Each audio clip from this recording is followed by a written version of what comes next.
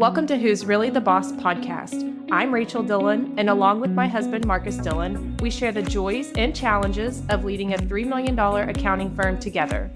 From team structure to growth strategies, we share our leadership successes and failures so you can avoid the mistakes we have made and grow a valuable accounting firm.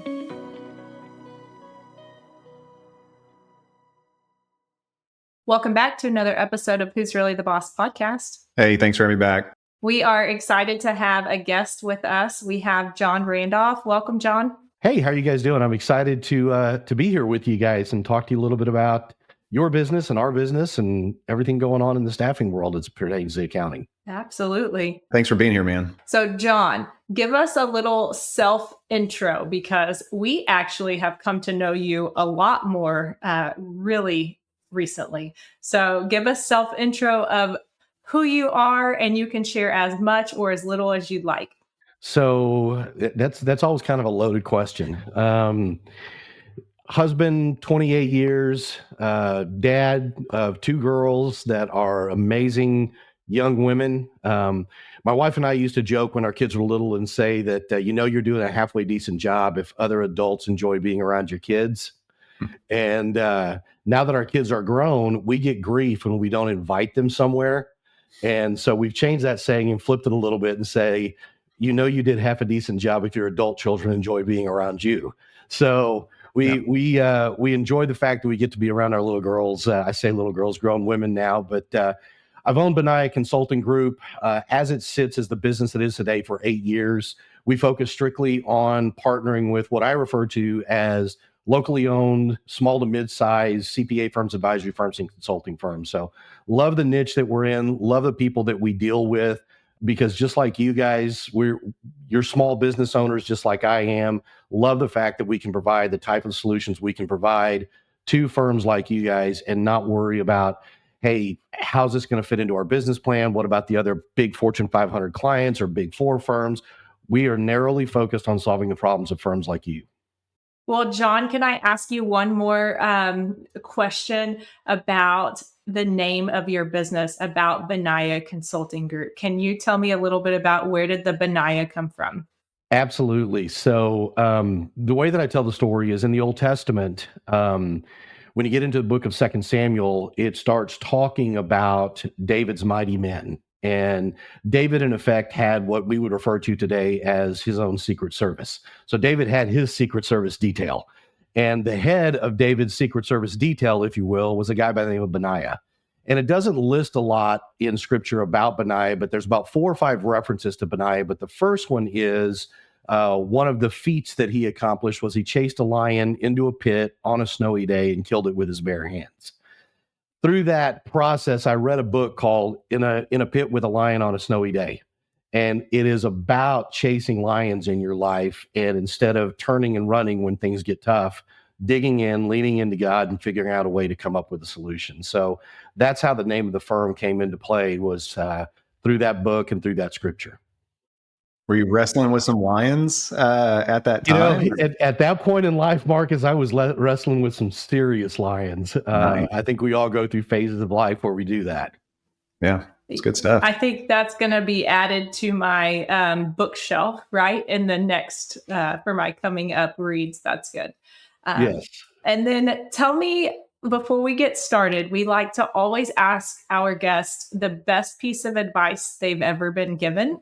That way, if our conversation goes south or sideways, at least we've left the listeners with something good, right, from this episode. So best piece of advice you've ever been given. That's a really hard, that's probably the hardest question to answer, thinking about that we talked about beforehand. I've been very blessed. I grew up in a house where my parents were married 68 years, and my dad was just a blue collar, hands dirty mechanic guy that owned his own business. Mom was a school teacher. So there was always banter in our house and wisdom being thrown around. My dad didn't talk a lot, but when he did, it was usually pretty profound. And probably one of the biggest things that I took away from my life at home with my dad was no one is going to work harder for you to succeed than you're willing to work yourself. And that was my dad's nice way of always telling me, look, I'll invest in you. I'll help you succeed. I'll do all the things that you want and need me to do as your dad and as a supporter, but I'm never going to work more at it than you are. So I've always kept that in mind, that people are only going to pour into me what I'm willing to pour into myself. That's good. So have you used that on your daughters? Oh, that was used a whole lot, Marcus. That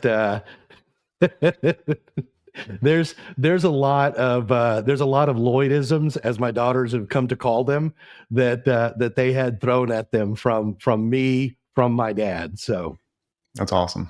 No, that's good stuff, man. So appreciate you sharing that. And it's great. Every time we ask that question, it's like from a previous generation, like it's usually something that's handed down and continues to be handed down. So I'm sure, 20 years from now, your grandkids or, different generations will be saying, this is what was taught to me, some variety of it. So it's cool. Yeah. You got to love that. Yeah. Well, appreciate you joining us here today. I'm going to give a little bit of background how we've come to know you, and then how we've specifically been working with you here recently. So, John, you have a podcast, the CPA Life podcast, and you asked me to be on that a while back, maybe 1-2 years ago, which was very fortunate to do that. I don't know what you saw in me to, come as a guest, but was very honored to do that. You've had a lot better guests before and after me. So maybe just setting the bar really low for everybody else was what you did with me. So, but CPA Life, you can go check that out. We'll link to it as well. A lot of great stuff there. I've had some friends that have been on it and listened to them and got to know them more too in that process. So you're a great interview kind of through the podcast and probably through your day job, what you do with recruits. So thank you. But yeah, here recently, obviously we've been connected even after that, kind of reached out to you. We had a need for a team member, a client controller specifically, which similar background to a tax manager out there in the open market. And, just like anybody that loves doing stuff ourselves, we took a stab at it to try to fill that position ourselves first. And, just in that process, I was like, there's probably somebody else we really trust and know that we're connected to kind of help us with this process because of some frustrations that we were seeing in those initial resumes and responses we were getting. So we reached out to you about that time, and it was after a team member had left. So after November, kind of December timeframe, not the best time to hire somebody. People have already kind of found their next job prior to tax season. So I think that's what led us to engage you. And then you were able to find us a great, crop of resumes. One of those we interviewed, ultimately hired. She starts next week. So excited for her journey with DBA. But that's kind of how we've recently worked with John, just so everybody knows. Rachel, is there anything else to add to that? No, but before, John, I ask you all the questions and the magic and the secret sauce of how you find great people. I just want to share that. Marcus, will you share what we did before we reached out to John with very little success? Yeah, so we've come a long way even in this. So we posted on LinkedIn, we boosted that post. I like the little hiring, thing around your picture. Every time we do that, we seem to get a lot of additional followers for DBA. I think your posts get boosted as well because you're an hiring employer. So that's probably part of the LinkedIn algorithm, but we only making money. So they're going to boost that. And so we spent, I think over 2 to 3 weeks, maybe it went a month. We spent about $500 or $600, just to kind of boost that post. And we got resumes. Man, did we get resumes, so like we got all kinds, all industries, all backgrounds, all nations, pretty much. So in that process, you can definitely find a diamond in the rough, so to speak, or even try to go after people. I've had some success with that in prior years, like where I would identify, hey, this person would be really great for DBA based on what they share or, who I know them to be through just additional connections. So we've had that luck before. But this time around, it just got our head shaking. Like, what is going on in the market today? The people that we have in our mind, do they even exist? Right. And so that's what we did. We used LinkedIn, which has produced results in the past. Way back when we used Craigslist at one time for a job posting, and that was fun. So we've kind of used some different things, Indeed, Craigslist, but here recently it was LinkedIn. So Rachel, that was what you were kind of hoping for that I said. I mean, we didn't go door to door knocking for anybody yet, but we were pretty close. So Yeah, not yet. So John, is that common of what you see when accounting firms come to you? That where are they looking, or do they typically are they smarter than us and just come to you first? No, I think that everybody regardless of what it is that we're trying to do. Now, obviously, there are things that we look at as individuals, business owners, homeowners, whatever it is. There are things you look at and go, you know what, that's outside of my scope and my bandwidth. If there's something that goes wrong here at the house that has to do with electrical or plumbing, there's a phone call that's going to get made. I'm not going to touch it. Outside of that, I'll try it. And if it doesn't work, then I'm going to call somebody. I'll give you a perfect example. We moved a year ago, downsized our house, downsized our land. I needed to dig a trench that was going to be about 250 yards, basically a ravine to steer some water away from the house where we built. And I'm looking at it and I'm thinking, it's dirt. It can't be that hard. I'm going to rent. I mean, I drove a skid steer in college. I'm going to rent a track hoe. I'm going to dig this. What's the worst that could happen? It's dirt. I spent $650, rented a track hoe, dug about 60 feet of it in 9.5 hours, got off that thing and called a dirt guy, got a bid, $6,000. And I told my wife, that's going to be the best $6,000 I've ever spent, ever. But had I not done that, I would have walked outside, seen that trench for the next however long we live here, and thought to myself, I could have done that. I absolutely could have done that. Why'd I spend that money? So sometimes we have to do those things to learn, you know what, maybe that's not in my wheelhouse. So in answering your question, yeah, that's a normal process and a normal step that I think everybody goes through to try to see, hey, can I get this done, whether it's on my own or I've had bad experiences or, man, I just don't want to spend or I don't have the money to spend. It's a multitude of things, but that's typically what we'll see is those are the resources that people are leaning on, and they're great resources at times. Yeah, let's start with a big question. Are there qualified and quality accounting professionals available to work? I think we're being told something different, that there are none. So if you just find like a living, breathing person, hire them. But are there qualified and quality accounting professionals available to work? Easy answer, yes, there are. They're out there. It's just a matter of putting in the time, energy, and effort to find those people, to engage with those people, to know where to go, to know what to say. Here's the biggest challenge I think that most firms don't understand, and maybe they do, and maybe most public accounting firm leaders don't want to address it or deal with it, or they don't think it really affects them. And that is the industry as a whole, from an employment standpoint, doesn't have the greatest reputation in that 2 to 8 year, 2 to 10 year employee model. They just don't, because the preponderance of those people are spinning their wheels, working 80 hours a week at a Big Four or top 100 national firm. And so that's the news that's getting out there on Reddit, on Going Concern, on Glassdoor. That's what people are seeing is this is a horrible work-life balance. I hate this place. Get me out of here kind of mindset. They're out there. They just have to be dug into a little bit more than just the surface. I'll give you some numbers. I'm a huge stat person. We track pretty much anything and everything we can track in our system. Played baseball all through high school, college. It allowed me to get a college degree. So I love numbers, love stats. So we did a survey, 2019. We redid that survey last year.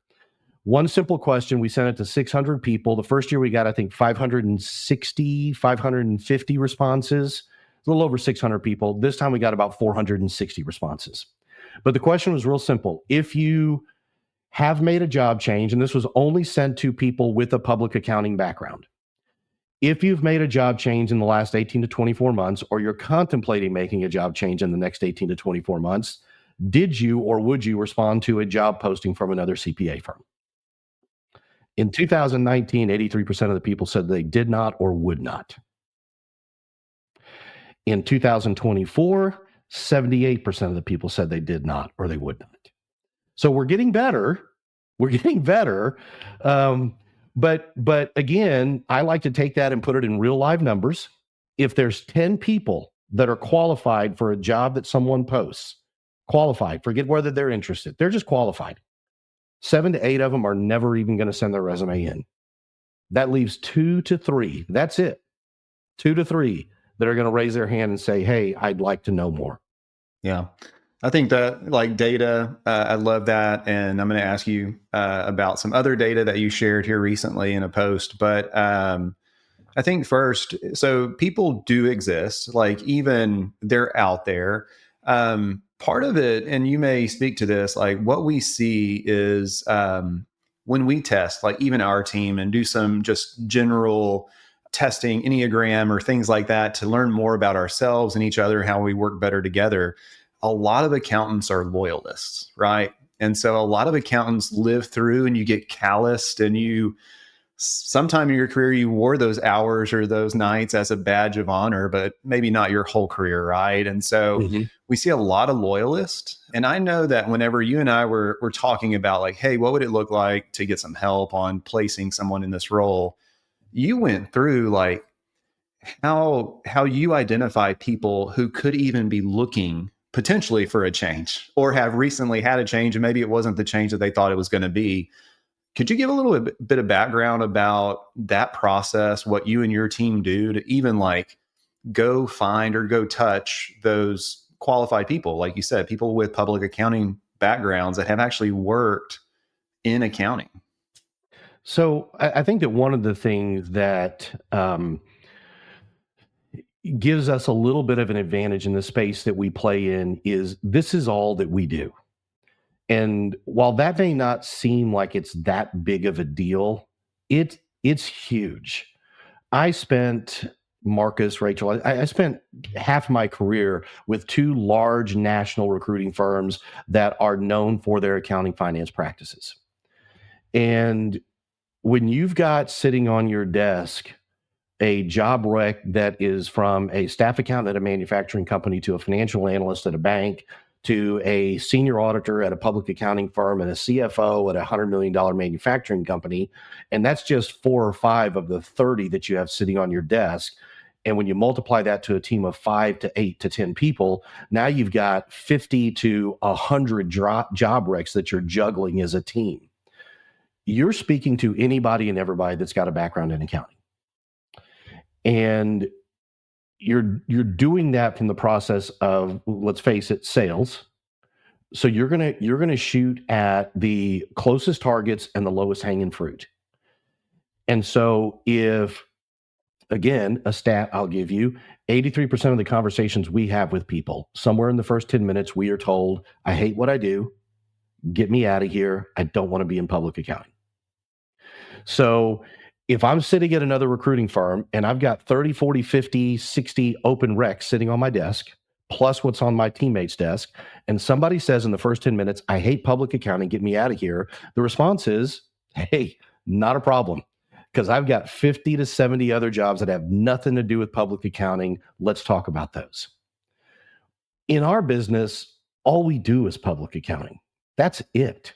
So I don't have controller CFO jobs to talk to people about. I don't have a senior accountant at a bank to talk to somebody about. I got a tax manager job. I got a client controller job. I've got a CAS senior accountant. I got a tax senior manager. That's what I've got on my desk. That's it.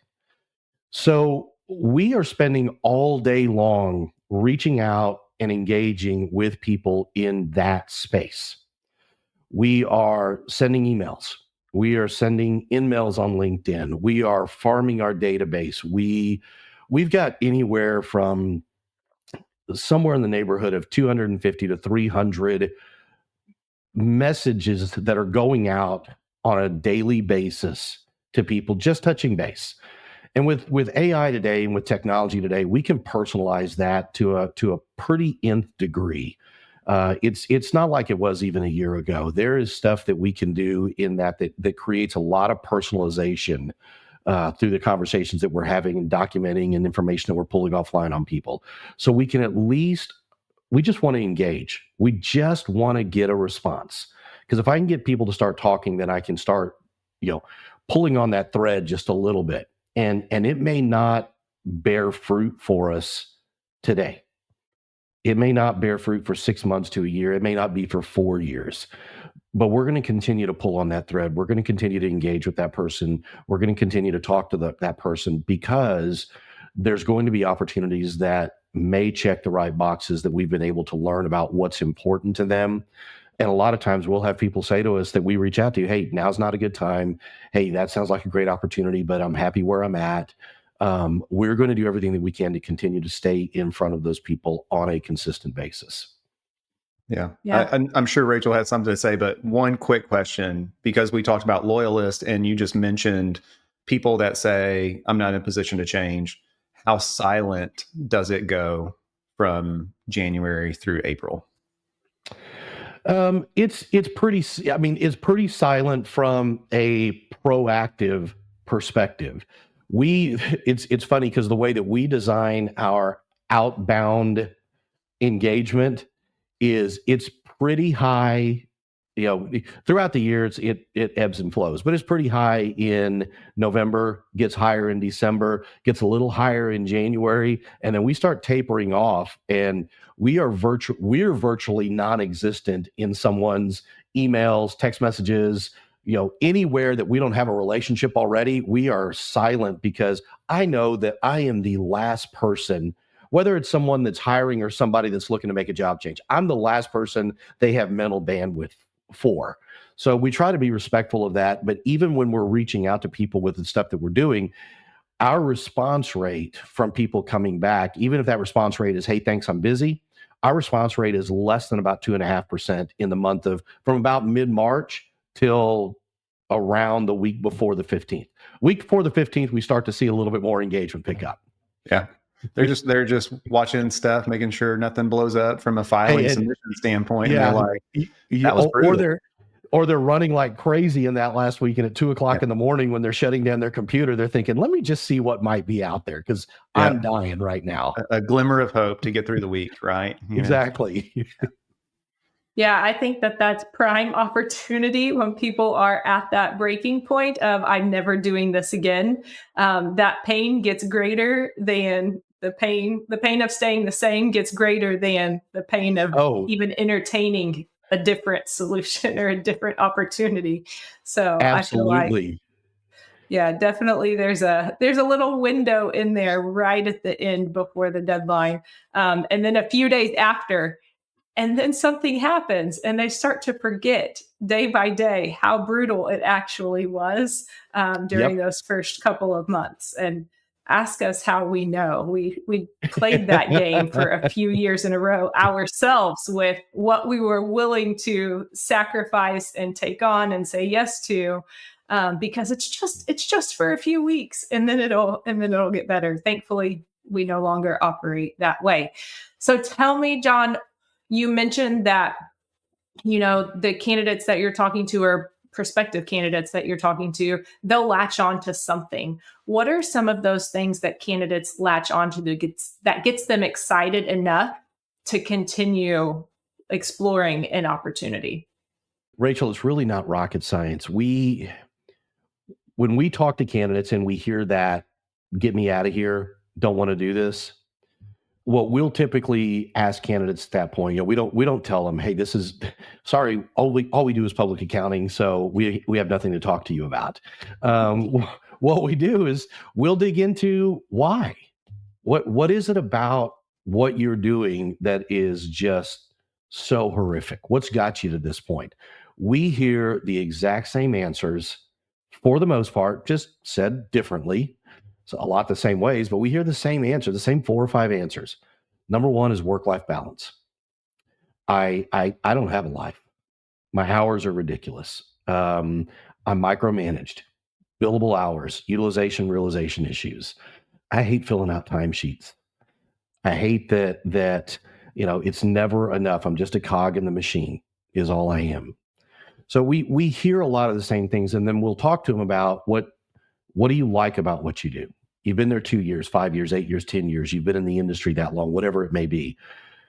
You obviously don't hate everything about it. Tell me what it is that gets you going in the morning. I love the variety. I love to make a difference in the clients that I work with. I love the fact that the clients that I work with are small to mid-sized businesses. And, if I make a difference in their organization, it's not just their organization, it's probably their lives as well. Or if they're working at a big firm, I love the complexity of the work that I do. So we hear a lot of those same things. So when we talk to candidates and we speak to them about things that are going to check the right boxes, we focus on the things that we hear that excite them, and the things that drive them crazy. What's the exact opposite of that? So they get jazzed about work-life balance. You mean I can work for a firm that I'm not going to be told in January that I got to have 60 to 65 billable hours already? Or I'm going to work for a firm that maybe they track hours, but it's strictly to understand scope of work. It's not for billing. I'm not going to get beat up every Friday because I didn't work enough hours. Those are huge. The ability for people to have the flexibility to have a life from 8 to 5. Work for a firm that understands that, hey, I got 2 kids that are under the age of 12 years old, and sometimes curveballs fly at me that I just don't see coming. And I need somebody that understands that. And somebody that understands that, while it may seem like a natural outflow for you guys or a lot of the other clients we work with, you'd be surprised still to this day how many people just don't get it. They don't get it. So those are things that when we talk to people, their eyes light up, they get a smile on their face, they're excited about what we're talking about. Compensation obviously plays into that, but I think that we're at a point in the world today in accounting where there's not a huge disparity in compensation between firms. There's definitely some. But the thing that I talk to candidates about constantly whenever we start talking about compensation, especially if there's other comp on the table from other opportunities they're looking at, is you're going to earn every dime of that compensation. They're going to get their value out of you at that comp for what they're paying you. We've got a candidate that just took an offer for another firm versus an offer we had on the table. There was an 8-year tax manager CPA at $175,000. And it's a mid-sized firm. It's not a large national firm. It's a mid-sized firm, but $175,000 plus a $10,000 sign-on. And I'm very well aware of who the firm is. I know how they treat their people. And I let the person know, look, you're going to earn every dime of that 170, 175. You are. You're going to work for the money you're getting. And if you're okay with that, God bless you. Go knock the cover off the ball. Yeah. Now, I think that's really helpful. So obviously a lot of accountants listen to us ramble on and talk about our mistakes. They probably all just backed up and highlighted what you shared as far as compensation. So can you share, because going into even posting a job, maybe you don't know what compensation should be. And I know there's a variety of factors. You could probably speak to that as well. What drives the range of compensation? But what are some acceptable ranges for really looking at 3 different roles, right? Like an entry level, maybe bookkeeping, accounting. And then, like you said, that tax manager, I think that's a really important role. And then the other one is everybody is looking for, hopefully that director level, that advisor, that leader that can kind of get plugged into the firm. So could you share some like ranges of what you see and even what impacts those ranges on those 3 different roles? Absolutely. On that first tier that we're talking about, that staff accountant, bookkeeper, accounting specialist kind of person, I think a lot of the things that drive compensation there is, do we need a degree? Do we not need a degree? If we need a degree, does it have to be an accounting degree? Or would you look at somebody with just, any kind of a bachelor's degree? So trying to understand what some of the requirements are there, but stereotypically what we'll see is a comp for that type of a position, anywhere from about 45 to 75K is kind of what we've seen. There's obviously some that we've seen that are a little higher. There's some that, well, we really haven't seen any that are lower. We'll typically, if we see something that's lower, we'll try to advise people, hey, you're probably not going to have a lot of success, or they haven't had success and now they're talking to us, and we'll let them know that's why they haven't had success. But stereotypically, that's kind of a range that we'll see at that level, and is a workable range, again, depending on the skill set they're looking for. If someone's looking for a degree with 2 to 4 years experience, they're obviously going to be at the higher end of that range. If they're looking for somebody that is non-degreed with 2 or 3 years experience, there's a wide range in there they can look at. Okay.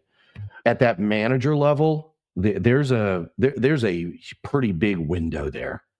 A lot's going to be driven by firm size. A lot's going to be driven. And when I say firm size, again, as I said a minute ago, there's not a drastic difference from what we've seen over the last 2 to 3 years.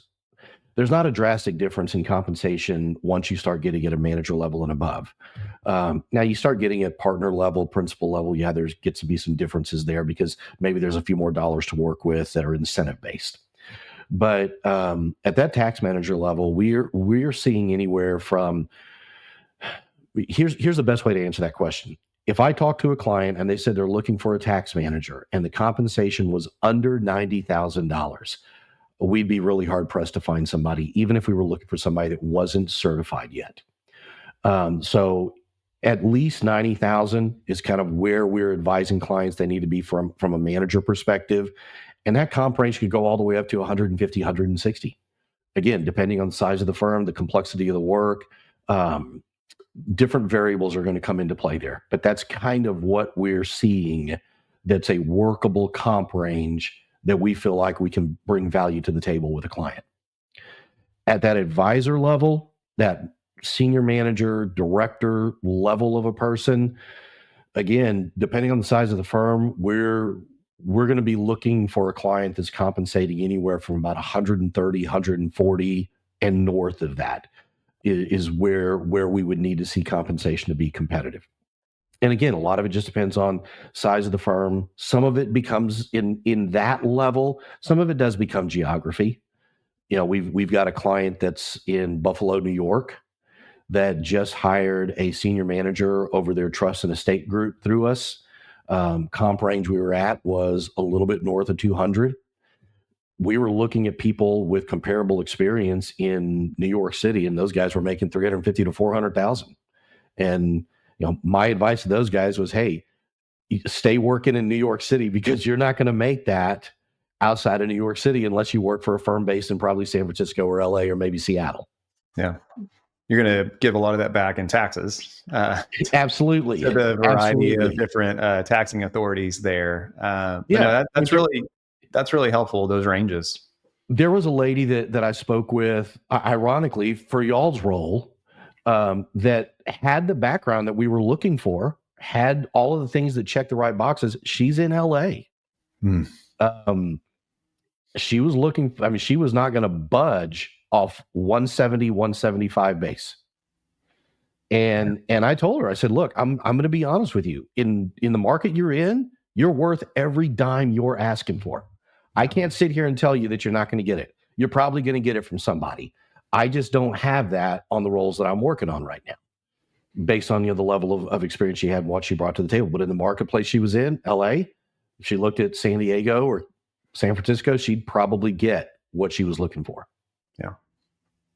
Yeah. So tell me a little bit about, or tell all of us a little bit about, are people still looking for completely in-office local positions? Do you see mostly hybrid to remote? What is the makeup of the businesses and candidates that you're working with as far as requests for location? Here's the best way I can answer that question. Time to fill. If we're working a job that is 100% completely remote, I don't care what the job is. It could be a staff accountant. It could be a senior manager, director, principal, partner. Obviously, you get a little higher. There's some more nuances, but let's just say senior accountant or staff accountant up to a manager. Our time to fill on a role like that is between 30 and 45 days. Hybrid role, in office, 2-3 days a week. And when I say hybrid, I'm not talking, hey, we're flexible. They can be in the office whenever they want. I'm talking there's a schedule. We need people in the office Monday, Tuesday, Wednesday, Monday, Friday, whatever it may be. Time to fill on a role like that is between 45 days and 3 months. 100% in office, our time to fill on a role like that is about 7.5 to 8 months. So we've got a client in the DC area, and they're a hybrid. They're pretty much in office full time. They're off on Fridays, but they're pretty much in office full time. And through our talent advisory model, we worked with them, took on all of their recruiting this past year. We were able to fill 9 positions with them over the last year, staff level and up. But there was one senior manager, director level job that we worked on, and we started working on that job in January of 24. We had a candidate start in January of 25. And we got to the altar with a couple of people, but when it came down to really thinking about getting in my car 4 days a week and driving to the office, they pulled out.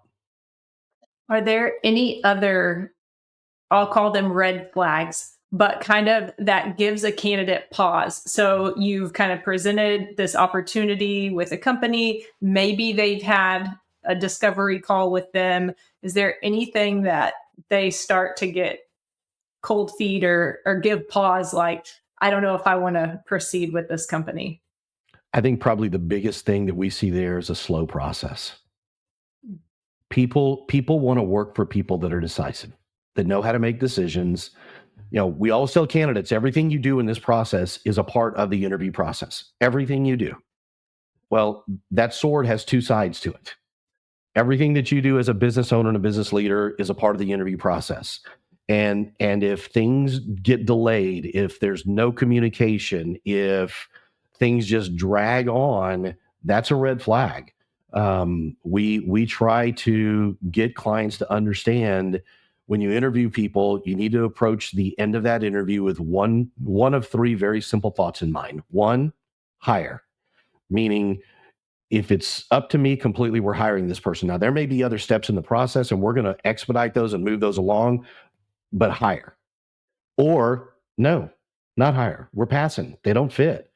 My experience has been, in 3 decades of doing this, whether I'm hiring people for me or interviewing people for my clients, when I hang the phone up, when I end a Zoom call, when I walk out of an interview, there's a part of me that knows that I know this is a yes or this is a no.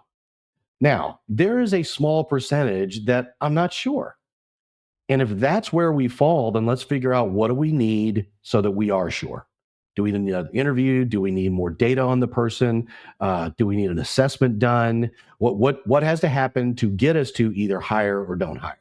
And I think that if firms can move that process along, or effectively communicate about what the delays are, what's slowing things down, because those are things that people are going to take into account when they start looking at, how do they manage their people? How do they run their firm? What am I going to encounter when I step into this organization? But what you're saying is, don't reach out to people at 9 o'clock on a Saturday, because they see that you're working at 9 o'clock on a Saturday, and they may see that as part of their future. So they may opt out of moving forward. If people are going to do that, I would strongly advise, begin that message with, hey, I normally am not working on Saturday, but I'm catching up on some stuff. This past Saturday, Cindy was gone, so I'm working. It was Sunday afternoon. I typically shut off Friday at 5 o'clock, unplug, I'm out. But Sunday I was working, and I was sending emails to people while I was bouncing back and forth between my office here and the game in there. But I was sending every email and saying, hey, I'm normally not working on a Sunday, but here's what I'm doing. My wife's not here. I'm trying to catch up on some stuff. If you're working or you're available, great. If not, this can wait till Monday. Yeah. I think it's important that you do that. That is a great observation, Marcus, because there are people that will do that. And I can tell you, speaking from experience, years ago, I was interviewing for a regional VP job with a firm out of Houston. And the only communication, I wasn't actively looking, a recruiter had reached out to me. And the only communication I would ever get from the president of the company was somewhere between 11 at night and 3 in the morning, every time. And after about 2 weeks of that, I decided, you know what? I don't think that's the kind of life I want to buy into. Yeah, no, that's good. I'll share a little bit about our most recent hiring process, which follows how we typically do our hiring process. But typically, when we have a candidate, I will have a discovery call with them. While it looks and sounds a whole lot like an interview, I don't really ask any technical accounting questions at all during that call. I'm really looking for culture fit. Are they going to fit with our team? Are they going to mesh well? How do they present? Obviously, on camera, we hire remote people. So that's kind of like, can they join the meeting with me? Does all of their technology work, or do they know how to address it if it doesn't? I mean, I am literally analyzing every single thing during that call, even though not asking technical accounting questions. And then I save that for the people who would probably know the answers better than I do to those kinds of questions. But this last time, so we had the discovery call with our candidate, and then we had already decided as a leadership team if we're going to proceed to dates and times. Like, we had already said it, we had already put holds on our calendar just in case. So that way, before Tiffany, who will be working with us, but that way before Tiffany and I got off that call, we already went ahead and scheduled that. And one was for like a day later, and one was for the Monday after the weekend that was coming up. And so they were very quick to come in, which I don't typically like to move that fast. I like to take time in between to think about all of the things, to pray about it, to hear or see anything that comes up in between. But, that was really under Marcus's suggestion of like, no, we need to move fast for this. Like, this time we need to go faster than what we even normally do, even faster than what we normally go. And so then after that, when we got off the second call, so our actual interview is with our leadership team. That way, everyone has heard, everyone has had the opportunity to ask questions, and we don't have to go back to the candidate again. It's either at that point, it's a yes, we're going to make an offer, or thank you so much, we're not going to proceed at this time. And so thankfully, we were able to do all of that and move quickly. But John, I know you asked me, you're like, wait, why are you having another interview? You've already told her. Why is this not just an offer or a thank you for trying? And so I appreciate that, listening, that time is of the essence. I think that one of the things that we try to do is understand, what does the process look like? And that's why I said, if the answer is yes after that initial conversation, and there's other calls that need to be had, other discussions need to be had, like you guys did, let's get those set up. Let's get this thing moving along. There's a couple of mastermind groups and leadership groups in the staffing industry that I'm a part of, and we were talking about this the other day in one of our groups. And I said, look, I don't have a problem if the process is 3 steps long or 13 steps long. What I have a problem with is if the process is 5, 6, 8, 10, 12, 13 days long. That's where it becomes a problem, because what I think that we fail to understand when we're hiring, and we try to convey it to the clients that we work with, is we may reach out to a candidate that maybe they're not actively looking today. But if they sit down and they put together a resume and they send that resume to us, I don't know statistically what that number is, but I got to believe it's north of 90% of those people sit down and think, well, you know what? If I put a resume together for John and I'm going to look at this job, I might as well look and see what else is out there. So they're going to pop open Indeed. They're going to pop open LinkedIn. They're going to go to their LinkedIn messages and look at the 37 different messages they've got in the last 3 days from recruiters and see if anything looks interesting there. So this candidate that we talked to on Monday that wasn't looking at all, somehow by Thursday has 5 different opportunities they're juggling. So Again, real life example, recruited a candidate last Friday for a client, presented to him on Monday. She got a resume to me on Sunday. She did a first interview on Tuesday with that client. She has a second interview, final interview tomorrow. But between Tuesday and today, she's already got an offer on the table from another firm and has a final interview next Monday with another firm. So it's just that type of pace that it's got to somehow figure out how do we juggle getting comfortable with the situation, but also addressing the needs of what's happening in the marketplace right now. All right, I got 2 questions for you, man. I'm trying to leave listeners better off. As a firm owner, how do we protect our team from recruiters? Oh, that is a great question. And it's funny because I work with a content manager that we put together content for the next month, usually the last week of the month.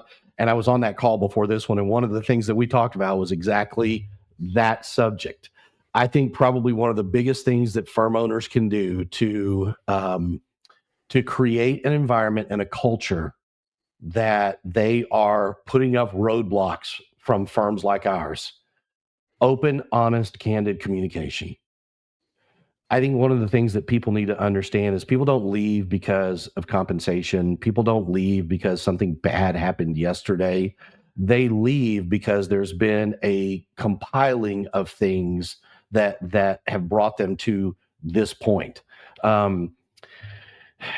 Again, as an analogy, my wife and I do marriage mentoring and marriage coaching. And one of the things that we always talk to people about is ultimately sometimes what causes a marriage to fall apart is not the salt and the green beans. And what I mean by that is one of the biggest fights I ever saw my parents get into ever was over how much salt was in the green beans. Now, what I didn't know was there was a lot of stuff that was going on underneath at that time that ultimately caused my dad to blow up about how much salt was in the green beans. Obviously, they worked through it and spent, the rest of their lives together for 68 years. But employment is the same way, Marcus. People don't leave because of the salt and the green beans, because they didn't get the raise they were wanting or because they didn't get the promotion they were wanting. They leave because it's just one of a stair step or compiling of the things that have been frustrating. And that's driven by lack of communication, lack of transparency, being open and honest with your people, and letting them know, hey, what does your career look like here? What does the next step look like here? What have you got to do to get to the next level? What does a compensation increase look like? If you do X, Y, Z, what does that look like? And what's the time frame that looks like? That is huge in the world that we live in today. The other thing is create an environment where people feel trusted, respected. They don't feel micromanaged. Now, obviously, there are people maybe that aren't delivering at a level they need to be delivering at, and there's going to be a little bit of a tighter rein put on those people. But I think that so many times the lazy thing to do as a leader, and I've been there, is you manage to your lowest common denominator. And if this is the person that's causing us to do all the things that we do that aren't good, we just make everybody else live to that. And I think that is completely wrong in the world we live in today. We've got a group of people in the marketplace today that want to be trusted, that want to be given latitude, that want to be given the opportunity to get the work done. Sometimes not at the times that we want the work done, but it's getting done. I think if people can do those things, and ironically, we keep a list of firms that we can't recruit out of. And I don't mean like they're a client we don't recruit out of their firm. I'm talking about firms that it doesn't matter what we say, what we dangle in front of them, what we offer them. Statistically speaking, the response we always get is thanks, but no thanks. We keep the list of those firms. And the reason why is those firms become the firms that we start doing business development with. Those are the firms that we want to work with. That's good. Yeah. Take care of your people, candid conversations, all the stuff that, you should be doing. And then, because recruiters, sometimes you have a negative, there's just a negative approach, with recruiting, and you're taking my people, and Intuit sends a postcard to the office asking, for all this stuff. And it's like, take care of your people, and your people are going to throw those things away or not respond. But yeah, like you said, it's a building, and maybe one day they open that email on the wrong day. Absolutely. And you're not going to be able to win 100% of the time. But if you're winning more times than you're losing and holding on to your people, then that's a win. Because at the end of the day, you may not be a right place for somebody today after they've been there 2, 3, 4, 5, 6 years, just like somebody in your firm that's been there 2, 3, 4, 5, 6 years may not be the right person for where you need to get to be tomorrow.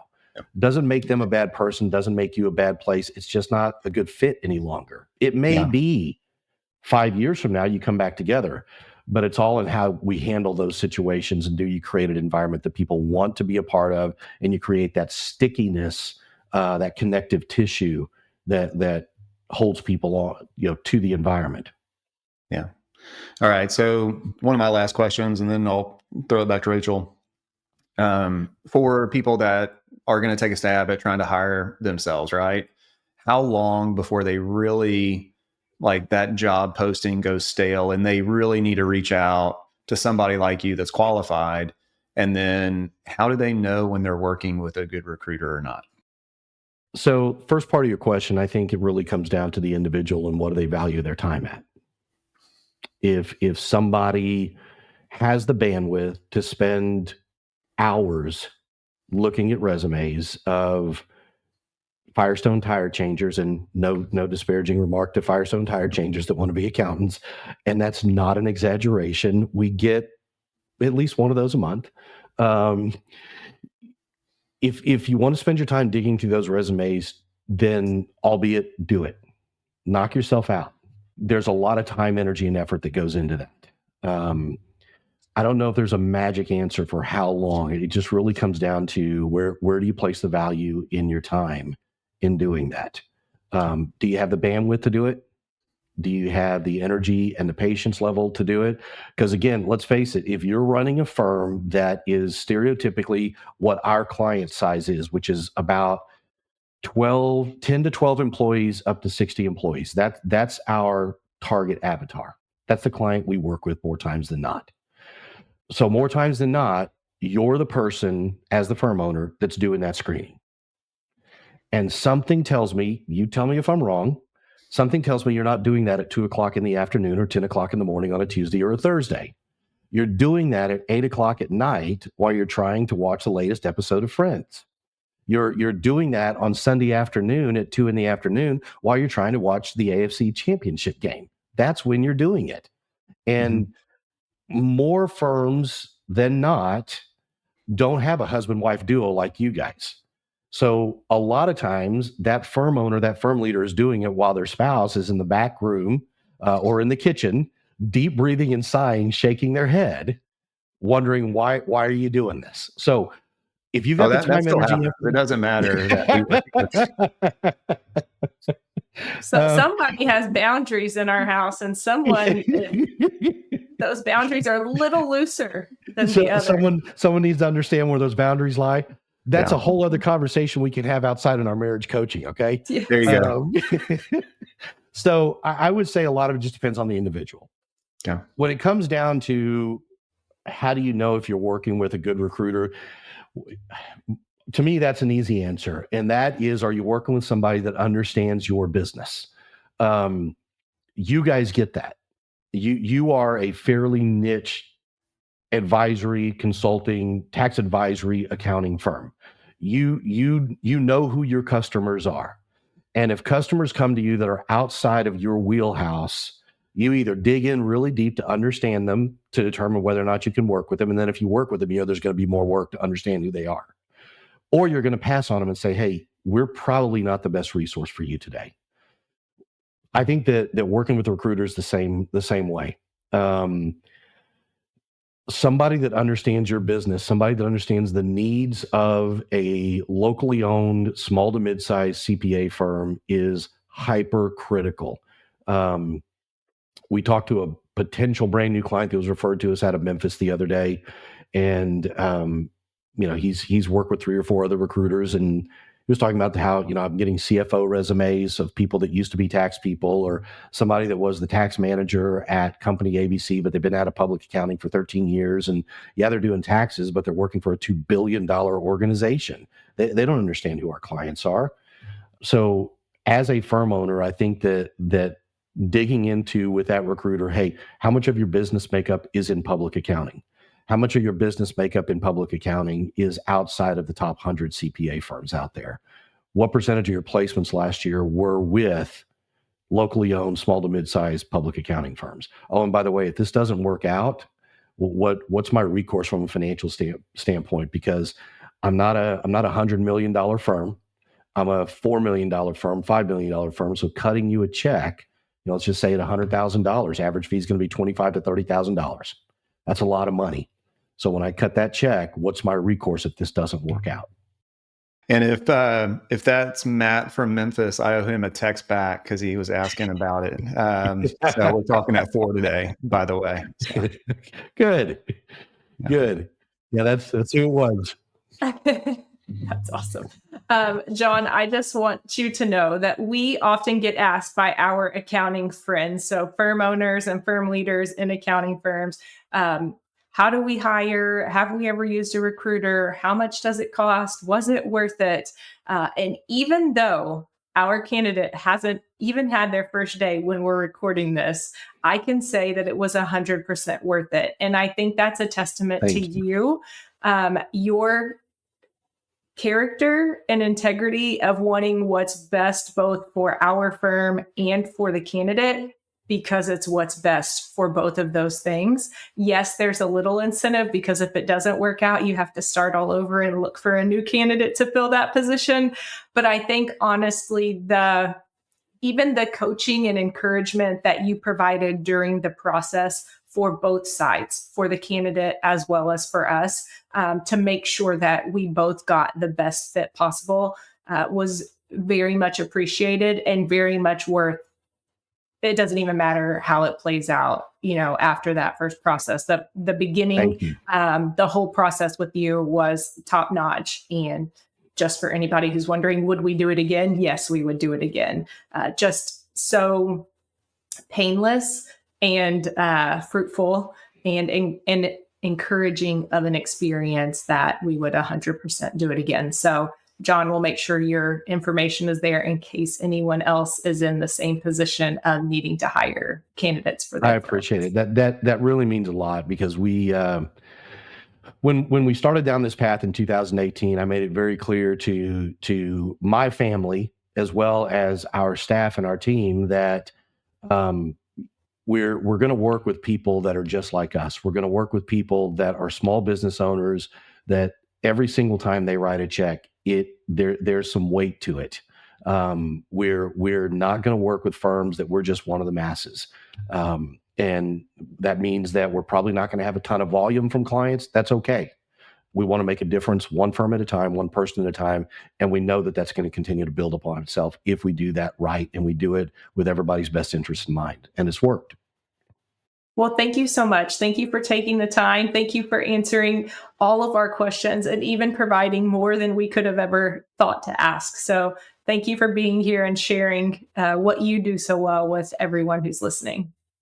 I appreciate the opportunity to be here. You guys, I love your podcast. I watch it and listen to it quite often. So I love what you guys are doing. Love what you guys are doing in the industry, in the space itself. I've referred several people to your collective cohort because I think that what you guys are doing to help people run more effective and efficient firms is amazing. So you guys keep doing what you're doing as well, and I'm excited to be just a little bit of a part of that. Yeah, well, thanks, man. And I know that you're just listening to that to get more content on what not to do for your marriage counseling. So appreciate you being here, and we'll make sure that people know how to find you. But thanks so much for your time today, and we'll see you soon. Thanks a lot. Thanks for listening to this episode. If you enjoyed the conversation and want to learn more, be sure to visit collective.cpa. You can schedule a meeting directly with me, Rachel, by clicking on the Contact Us page. Be sure to subscribe, like, and share so you don't miss any future episodes. We look forward to connecting with you soon.